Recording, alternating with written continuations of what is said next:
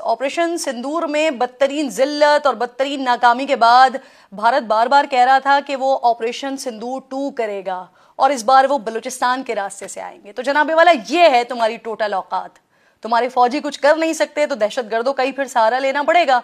और पाकिस्तान बार बार कह रहा था कि जिस रास्ते से भी आना है आ जाए, अंजाम उससे भी ज्यादा बुरा होगा जो पहले हुआ था। अगर मैली आंख से देखा तो अंजाम सोच से भी ज्यादा बदतर होगा, ये कह रहा था बार बार पाकिस्तान।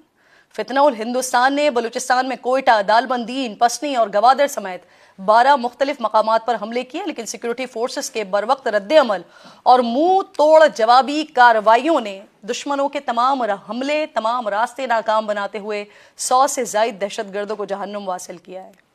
मादरे वतन की हिफाजत करते हुए सिक्योरिटी इदारों और पुलिस के 10 जवान शहीद हुए हैं। कल भी बलूचिस्तान में ऑपरेशन में 41 दहशतगर्द मारे गए थे। 3 दिन में बलूचिस्तान में जहन्नुम वासिल किए जाने वाले दहशतगर्दों की जो मजमूई तादाद है वो 108 हो चुकी है। सिक्योरिटी जराए बता रहे हैं कि दहशतगर्दों ने खुजदार में एक बलोच मजदूर खानदान के 5 अफराद को भी शहीद किया है, जिनमें एक खातून है और 3 बच्चे शामिल हैं। उर्दू न्यूज के मुताबिक दहशतगर्द मुसलसल अफगानिस्तान में मौजूद अपने हैंडलर्स से राब्ते में थे। इस वक्त भी कई मकामात पर क्लियरिंग ऑपरेशन जारी है।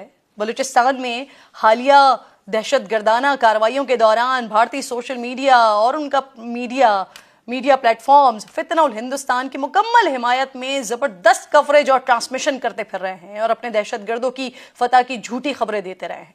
बिल्कुल इसी तरह जैसे वो मई 2025 में लाहौर और कराची को फतह करने के दावे कर रहे थे।